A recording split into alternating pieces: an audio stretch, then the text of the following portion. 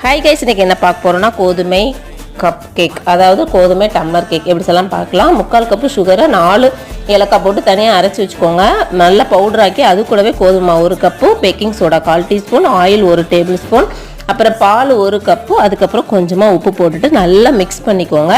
Mix பண்ணிட்டு இந்த பக்கம் குக்கர் இல்லைனா அடிக்கணமான பாத்திரத்தை ப்ரீஹீட் பண்ணிக்கலாம். அது உள்ள கல் உப்பு போட்டு உள்ளே ஒரு சின்னதாக மூடி போட்டு மூடி வச்சுருங்க ஒரு 10 நிமிஷம். இந்த பக்கம் டம்ளரில் ஆயில் இல்லைன்னா கீ தடவிட்டு நம்ம 3/4 டம்ளர் வர்ற அளவுக்கு நம்ம ஊற்றிக்கலாம். மாவு ஊற்றிட்டு இப்போ வச்சுட்டு ஒரு 13 to 35 மினிட்ஸ் சிம்மில் வச்சுட்டு எடுத்திங்கன்னா சூப்பரான கோதுமை டம்ளர் கேக் ரெடி ஆயிரும்.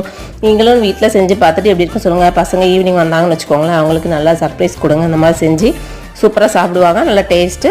இதுக்கு நாட்டு சக்கரை கூட நீங்கள் போட்டு பண்ணலாம், இன்னும் டேஸ்ட்டாக இருக்கும்.